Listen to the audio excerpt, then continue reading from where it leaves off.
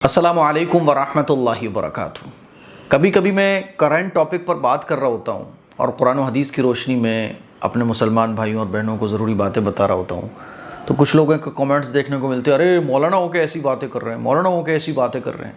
कभी कुछ पॉलिटिकल मुद्दों पर अपनी राय रखता हूँ तो लोग कहते हैं अरे ये मौलाना हो के ऐसी बातें कर रहे हैं। क्योंकि आजकल पता है प्रॉब्लम क्या है कि मौलाना और मुफ्ती लोगों को हम लोग बस ये देखना चाहते हैं कि वो नमाज़ पढ़ाएँ, कुरान पढ़ाएँ, बाकी दुनिया से उन्हें कोई मतलब ना हो। अगर मौलाना कंप्यूटर चला रहे हैं, कार चला रहे हैं या कोई और टेक्निकल काम कर रहे हैं तो हमें बड़ा विचित्र लगता है, अजीब लगता है कि यार ये मौलाना कैसे काम कर रहे हैं। हालांकि एक आलिम दीन को दुनिया की हर ख़बर से वाकिफ़ होना चाहिए। कुरान और हदीस की रोशनी में वो लोगों को गाइड कर सकता हो कि इस मौके पर हमें कुरान और हदीस से क्या गाइडेंस मिलती है। और सियासत, ये तो बड़ी अजीम चीज़ है।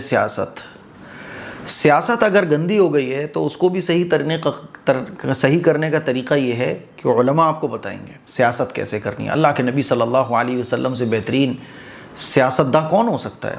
अल्लाह के नबी सल्लल्लाहु अलैहि वसल्लम मुल्क का निज़ाम संभालने वाले, लोगों की खैरख्वाही करने वाले।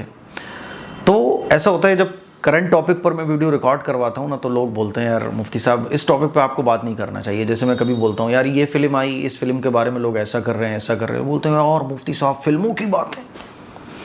अगर देखो फिल्म देखना गुनाह है, लेकिन कैसी कैसी फिल्में आ रही हैं और कैसे कैसे ट्रेलर रिलीज़ हो रहे हैं, इन फिल्मों के ज़रिए माशरे पर क्या नुकसान पड़ रहा है, अगर ये एक आलिम दीन को नहीं पता हो तो मैं समझता हूँ कि उसका इल्म अधूरा है। सियासत का मुद्दा अगर चल रहा है तो इस वक्त सियासी हालात में मुसलमानों को क्या करना चाहिए, अगर एक आलिम को नहीं पता, एक मुफ्ती को नहीं पता, तो उसका इल्म अधूरा है। क्योंकि आलिम का मतलब होता है कि कुरान और हदीस की रोशनी में वो हर चीज़ का एक रास्ता निकालता है, वो लोगों को बताता है कि ये चीज़ कितनी ख़तरनाक है। और दीनदार होने का मतलब ये नहीं है कि बस आप नमाज रोज़े में लगे हुए, दुनिया की आपको कोई ख़बर नहीं हो। दुनिया की ख़बर आपको सबसे ज़्यादा होना चाहिए। एक ईमान वाले को, फिर एक आलिम दीन को दुनिया की खबर सबसे ज़्यादा होना चाहिए, क्योंकि दुनिया दीन से अलग नहीं है। मैं आज जो टॉपिक पर बात करने जा रहा हूँ इसीलिए मैंने ये सारी बातें आप लोगों के सामने रखी हैं।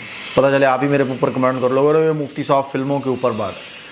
कई दिनों से मैं देख रहा था सैयारा कोई मूवी आई हुई है, लोग रो रहे हैं, क्योंकि शॉर्ट मैं भी कभी नेट यूज़ करता हूँ ना कि भाई क्या चल रहा है आजकल सोशल मीडिया पे, तो मैं थोड़ा सा देर हो गई मुझे, मैं देख रहा था कि लोग रो रहे हैं, थिएटर में बैठ के रो रहे हैं, बिलख रहे हैं, तड़प रहे हैं, बेहोश हो रहे हैं। तो पता चला कोई सैयारा मूवी आई हुई है जिसको देखने के बाद लोग इस तरह से पागल हो रहे हैं। डजेंट मैटर, मुझे इससे कोई प्रॉब्लम नहीं है, कोई फ़र्क नहीं पड़ता है लोग रो रहे हो, कुछ भी कर रहे हो। फ़र्क तब पड़ता है जब बुर्क़े वाली हमारी बच्चियाँ, हमारी बहनें, हमारी बेटियाँ थिएटर के अंदर देखने को मिलती हैं। एक तो मुझे शॉर्ट वीडियो ऐसी देखने को मिली कि एक बुर्क़े में लड़की बैठी हुई है और एक नौजवान आता है पूरे थिएटर में, और वो कोई सैयारा मूवी का कोई ट्रेलर या कोई गाना चल रहा होता है, थिएटर की बात है ये। तो ये वीडियो जिसने भी रिकॉर्ड की हो तो वो आके उस बुर्क़े वाली खातून को गले लगा लेता है, रोने लगता है, और वो खड़ी हो जाती है और पूरे थिएटर में तालियां बजने लगती हैं, लोग हंस रहे होते हैं और वो लड़का रोने लगता है। इसी तरह से और भी मैंने शॉर्ट वीडियोज़ देखी जिसमें बुर्क़े वाली लड़कियाँ सैयारा मूवी बॉयफ्रेंड के साथ देखने जा रही हैं, जिसके भी साथ बॉयफ्रेंड के साथ ही देखने जा रही होंगी, क्योंकि एक इश्क़िया मूवी है और लोग इसको अपनी स्टोरी से जोड़ के देख रहे हैं और रोना शुरू कर देते हैं। अफसोस बस इसी बात का है। देखो दुनिया क्या कर रही है, दुनिया के पास अल्लाह और अल्लाह के रसूल का तरीक़ा नहीं है, लेकिन ईमान वाले के पास अल्लाह और अल्लाह के रसूल का तरीक़ा है। अफसोस ये है कि ये हमारी मुसलमान बच्चियाँ आखिर कहाँ फिल्म देखने जा रही हैं तो क्या घर वालों को बता के जा रही है? घर वालों को बता के तो नहीं जा सकती, और पढ़ाई के टाइम के अलावा भी घर से बाहर नहीं जा सकती, क्योंकि बुर्क़े वाली हमारी बच्चियाँ हैं।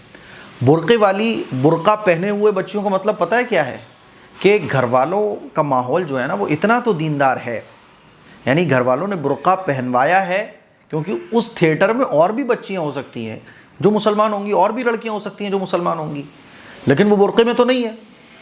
मतलब कि बुर्क़े में अगर कोई है तो इसका मतलब ये कि घर का माहौल दीनदार था, घर वाले परमिशन जल्दी से नहीं देते हैं घर से बाहर जाने की, पढ़ाई के लिए उन्होंने परमिशन दी है, और ये कहाँ जा रही हैं इसका ख्याल रखना माँ बाप के लिए इंतहाई ज़रूरी है। मैं बार बार इस बात को कह चुका हूँ, फिर कह रहा हूँ, आए दिन इस तरह के केसेस सुनने में आते रहते हैं कि फ़ला मुसलमान लड़की गैर मुस्लिम के साथ चली गई, फ़ला मुसलमान लड़की गैर मुस्लिम के साथ घूमती हुई देखने को मिली। तो माँ बाप ने इतनी फ़िक्र तो की कि बच्चियाँ बुर्का पहने बचपन से, तो बड़ी होकर भी बच्चियाँ बुर्का पहन रही हैं। काश के माँ बाप इतनी फ़िक्र और करते और इतनी सख्ती और करते कि बच्चियों के, जैसे बच्चियों के अंदर इतना खौफ है कि बुर्के के बगैर घर से बाहर नहीं निकलना। देखो बच्चे होते हैं ना, चाहे वो बालिग हो जाएं, बड़े हो जाएं, लेकिन घर वालों का, माँ बाप का एक खौफ रहता है। जैसे हम हैं, शादीशुदा आदमी हैं हम, लेकिन माँ बाप का एक खौफ है। आज भी अगर हमारे बाप हमें डांट लगा दे तो हम कुछ बोलते नहीं हैं और उस काम को करेंगे नहीं। हमारे छोटे वाले भाई को अगर हमारे पूरे घर में अगर हमारे अम्मा अब्बा कुछ बात बोल दें तो फिर सब खामोश हो जाएंगे। ये दीनदार घरानों का एक तरीक़ा होता है।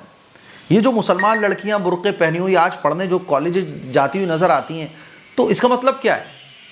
इसका मतलब ये कि इनको पूरी छूट नहीं है। इनके माँ बाप ने इन पर इतनी सख्ती तो एटलीस्ट की हुई है कि इनका बुर्का नहीं उतर रहा है। वरना कितनी लड़कियां ऐसे जो बगैर बुर्के की जाती हैं, उनके घर में कोई प्रॉब्लम नहीं है। लेकिन अगर इतनी और थोड़ी सी सख्ती हो घर वालों की तरफ से कि उनके दिल में ये खौफ हो, जैसे बुर्का उतारने की इजाज़त नहीं, यानी खौफ है घर वालों का, तभी ये बुर्का है। घर वालों की तरबियत है, घर वालों ने दीन को थोड़ा फोकस किया है तो उनके जिस्म पर बुर्का है, पर्दा है। लेकिन अगर थोड़ी और तवज्जो दी जाए अपनी बच्चियों पर, तो इस तरह से थिएटर के जो मनाजिर सामने आ रहे हैं, देखने को मिल रहे हैं सैयारा मूवी को लेके, कि बुर्के में लड़कियां लड़कों के साथ फिल्म देखने जा रही हैं। अपनी बच्चियों का हम ख्याल कब रखेंगे? अपनी तरबियत सिर्फ इसका नाम नहीं है कि आप स्कूल भेज दो, तरबियत सिर्फ इसका नाम नहीं है कि आप अपनी बच्चियों को अच्छे कॉलेजेस में एडमिशन करा दो। अपनी बच्चियों की फ़िक्र रखो। आप आलस में कभी कभी क्या होता है, जाओ खुद चली जाओ, सहेलियों के साथ चली जाओ। अगर आपके पास टाइम है, अगर आपके पास वक्त है, घर में और लड़की के भाई वगैरह मौजूद हैं, खुद छोड़ने जाओ, वक्त पर खुद लेके आओ। ये बच्चियां हमारे लिए अमानत हैं। इनके कदम अगर थोड़े से बहक गए ना तो नस्लें की नस्लें ख़राब हो जाएंगी। इनको, इनकी इज़्ज़तों को महफूज रखना, तालीम से भी ज़्यादा जो चीज़ है वो इज़्ज़त है। तालीम से भी जो ज़्यादा ज़रूरी चीज़ है वो ईमान है। क्योंकि अगर ईमान ना बचा ना तो ये तालीम किसी काम की नहीं है। और तालीम अगर कम भी होगी ना, ईमान बचा होगा तो सब कुछ होगा।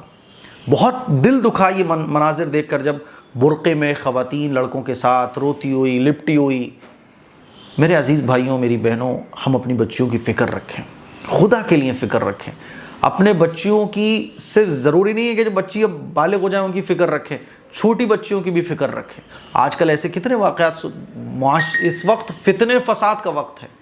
इस वक्त इतना ख़राब माहौल हो चुका है कि 4-4, 6-6 साल की बच्चियों के साथ भी कैसे कैसे वाक़यात, हादसात सुनने को मिलते हैं।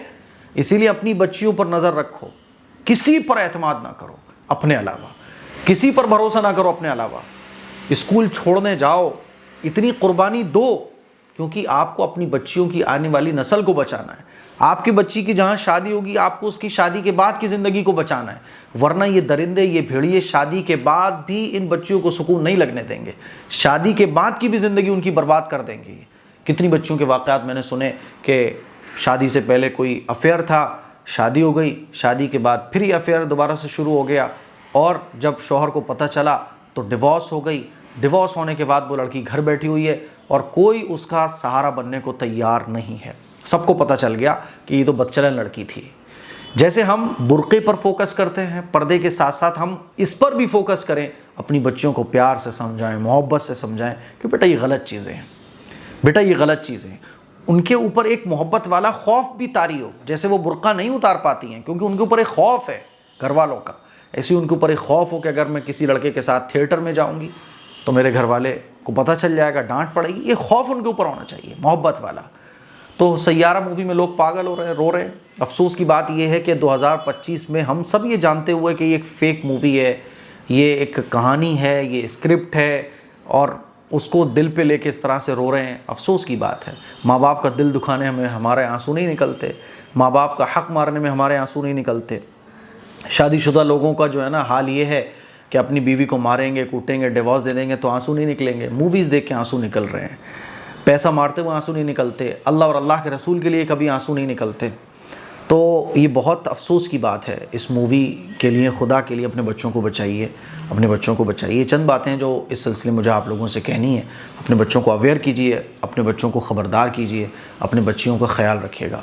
अस्सलामु अलैकुम वरहमतुल्लाहि वबरकातुहू। मुझे सोशल मीडिया पर काम करते हुए 5 साल से ज़्यादा हो चुके हैं, लेकिन अभी तक आपने नहीं देखा होगा कि मैं किसी चीज़ को, कोई प्रोडक्ट की स्पॉन्सरशिप लेके आपको बोल रहा हूँ कि ये चीज़ खरीदो, इसके बहुत फ़ायदे हैं, क्योंकि मुझे उसके बारे में पता ही नहीं होता है। हर महीने मेरा नुकसान होता है क्योंकि मैं स्पॉन्सरशिप नहीं लेता हूँ, किसी भी प्रोडक्ट का ऐड नहीं करता हूँ, क्योंकि मुझे उसके बारे में नहीं पता। तलबीना जो इस वक्त आप मेरे हाथ में देख रहे हैं, इसका मैं आपको ऐड इसलिए कर रहा हूँ आपके सामने, और इसको रिकमेंड आपको इसलिए कर रहा हूँ क्योंकि ये जो तलबीना है, तलबीना मैंने भी बहुत खाया है और आपने भी तलबीना इस्तेमाल किया होगा, लेकिन एक बड़ी प्रॉब्लम तलबीने में मुझे देखने को ये मिली, मार्केट में जितने भी तलबीने उसमें वो मजा ही नहीं आता, क्वालिटी की बहुत कमी पाई जाती है। ये जो तलबीना है आप देखेंगे माई हदाया का तलबीना, ये ऐसा तलबीना है जो पर्सनली मुझे बहुत पसंद है, और ये इंशाल्लाह आपको एक बार अगर आप इसको टेस्ट कर लोगे तो आपको इसके अलावा कोई और तलबीना भाएगा ही नहीं। इस तलबीने के साथ क्वालिटी में कोई कॉम्प्रोमाइज नहीं किया गया है, भर भर के क्वालिटी इसके अंदर रखी गई है। आप देख सकते हैं कि इसके अंदर बार्ले फ्लोर है, कैशू है, रेजिन्स हैं, डेट्स, पिस्ता, आमंड और बहुत सारी ताकत की चीजें इसमें मिलाई गई हैं। और तलबीने के फायदे क्या हैं आप लोग गूगल कर सकते हैं, बेशुमार फायदे तलबीने के हैं। हम लोग जो है ना जिम करने वाले बंदे खास तौर पर क्या करते हैं ना, वो ताकत के लिए प्रोटीन के डिब्बे पी रहे हैं और वो पाउडर के डिब्बे खा रहे हैं, वो डोले बनाने के लिए जो है ना पाउडर पी रहे हैं जो नुकसान पहुंचाते हैं बॉडी को। ताकत के लिए आप तलबीना खा सकते हैं, जिस्म में कमजोरी है आप इस तलबीने को यूज कर सकते हैं। उठते बैठते